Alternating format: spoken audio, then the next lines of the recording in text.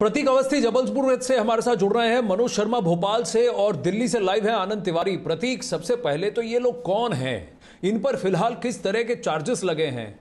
ये मोखा चौरसिया जैसे लोग जो हैं, जो कि लोगों की जान को जोखिम में डालने में दो बार नहीं सोचते, उनको झूठी दवाइयां दे रहे हैं और नकली रेमडेसिविर की इंजेक्शन लगा रहे हैं। कहा जा रहा है उसमें सलाइन वाटर मिलाया जा रहा है, कोई कुछ और मिला रहे हैं, लेकिन वायल असली दिखा रहे हैं। ऐसे लोगों पर फिलहाल किस तरह के चार्जेस हुए हैं? क्या इन पर हत्या के आरोप लगे हैं? जी आपको बता दूं कि 7 जो मई की तारीख थी, उस समय जब गुजरात पुलिस देर रात यहां पर पाई थी और सपन जैन नाम के शख्स को गिरफ्तार करके ले गई थी, उसके बाद पुलिस हरकत में आई थी और यह स्पष्ट हुआ था कि नकली रेमडेसिविर इंजेक्शंस का गुजरात से लेकर मध्य प्रदेश में कनेक्शन है। इसके बाद 2 दिनों तक लगातार जिला पुलिस ने ताबड़तोड़ कार्रवाई की। करीब 3 दवा दुकानों को सील किया गया। दवा बाजार में भी एक उस दुकान को सील किया गया जहां से रेमडेसिविर इंजेक्शंस की सप्लाई की जा रही थी। और उसके बाद यह स्पष्ट हुआ कि सिटी हॉस्पिटल में एक बड़ी खेप इन नकली इंजेक्शंस की खा पाई गई। सपन जैन ने सरबजीत सिंह मोखा, जो कि सिटी हॉस्पिटल के संचालक हैं, उनका नाम लिया था और जब पूछताछ आगे बढ़ी तो यह स्पष्ट हुआ कि विगत 2 महीने में करीब 500 इंजेक्शंस जो कि नकली थे वो मरीजों को लगा दिए गए और ना जाने कितने मरीजों की इससे मौत भी हुई होगी। बहरहाल पुलिस इस मामले पर जांच कर रही है। फिलहाल धारा 275, 276, 308, 420 और ड्रग्स एंड कॉस्मेटिक एक्ट के तहत आरोपियों पर जो मुकदमा है वो दर्ज कर लिया गया है, लेकिन यहां एनएसए की कार्रवाई की मांग भी पुरजोर तरीके से उठ रही है। आपको बता दूं कि पूरा ही जो मसला है वो बेहद एनएसए ही नहीं प्रतीक, इन पर 304 क्यों नहीं लगना चाहिए? 302 नहीं लगा, लेकिन 304 क्यों नहीं लगना चाहिए? इन पर culpable homicide amounting to murder, ये वाले चार्ज क्यों नहीं लग सकते?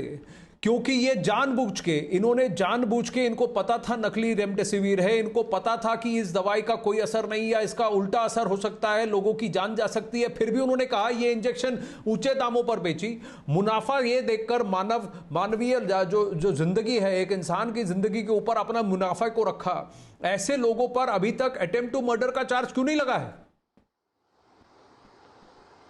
बेशक ये मांग पुरजोर तरीके से उठ भी रही है, चूंकि कहीं ना कहीं आपदा में अवसर ढूंढते हुए नकली इंजेक्शंस लगाए गए और उसके बदले में लाखों रुपए अब तक ऐंठे जा चुके हैं। और ऐसे संजीदा मसले पर आखिर पुलिस ने धारा क्यों नहीं लगाई? सोशल मीडिया में भी जबलपुर पुलिस काफी ट्रोल हो रही है, चूंकि आम लोगों की आवाज अब इस पूरे मामले पर आगे आ रही है। तमाम सोशल साइट्स पर इस मामले को कहीं ना कहीं ट्रोल भी किया जा रहा है और पुलिस पर ही कहीं ना कहीं सवाल भी खड़े किए जा रहे हैं कि आखिर और अधिक कठिन धाराएं क्यों नहीं लगाई गई। बहरहाल फिलहाल इस मसले पर गुजरात पुलिस के कब्जे में सपन जैन है। उसके अलावा एक जो आरोपी अन्य है, जो कि हॉस्पिटल का मैनेजर बताया जा रहा है, वो भी देर रात गिरफ्तार किया जा चुका है। लेकिन सरबजीत सिंह मोखा आखिर गिरफ्तार कब होगा, क्योंकि मजबूत साथ रखता है, बीजेपी से भी जुड़ा हुआ है, चाहे वो किसी से भी जुड़ा हो।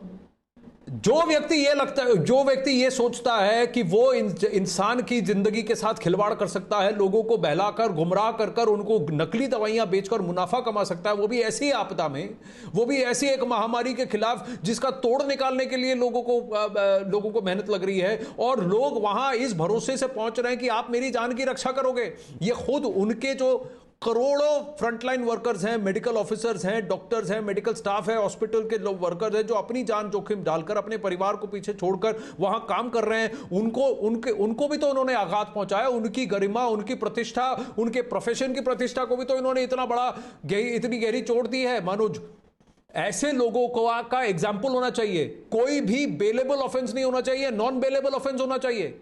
इन लोगों को इस तरह से इनका एग्जाम्पल बनाने का की कोशिश होनी चाहिए कि लाइफ में कोई और नकली दवा बेचने की हिम्मत ना करे। आनंद, इसी मामले में आप देखिए ना, अभी तक सरकार ये कह रही है कि एनएसए की कार्रवाई अभी तो फटाफट करते थे। जबलपुर में भी इसके पहले रेमडेसिविर के मामले में सरकार एनएसए की कार्रवाई कर चुकी है, इंदौर में कर चुकी है, उज्जैन में कर चुकी है, लेकिन इस मामले में अभी तक एनएसए की कार्रवाई नहीं हुई। सवाल आपके मन में उठ रहा होगा क्यों नहीं हुई, और कांग्रेस जो आरोप लगा रही है, कांग्रेस कह रही है चूंकि जो सरबजीत सिंह, जिनका नाम इसमें सामने आ रहा है, वो विश्व हिंदू परिषद से जुड़े रहे हैं, वो वहाँ पर जबलपुर शहर के कार्यकारी अध्यक्ष रहे हैं, नगर अध्यक्ष रहे हैं, और यही वजह है कि पुलिस जितनी मुस्तैदी से काम करना चाहिए वैसा नहीं कर रही है सरकार। हालांकि यहाँ पर जो मध्य प्रदेश के मंत्री हैं, जब हमने उनसे पूछा तो वो कह रहे हैं कार्रवाई तो आखिर सरकार ने की है, कोई शक नहीं, कार्रवाई सरकार ने की, पुलिस ने की।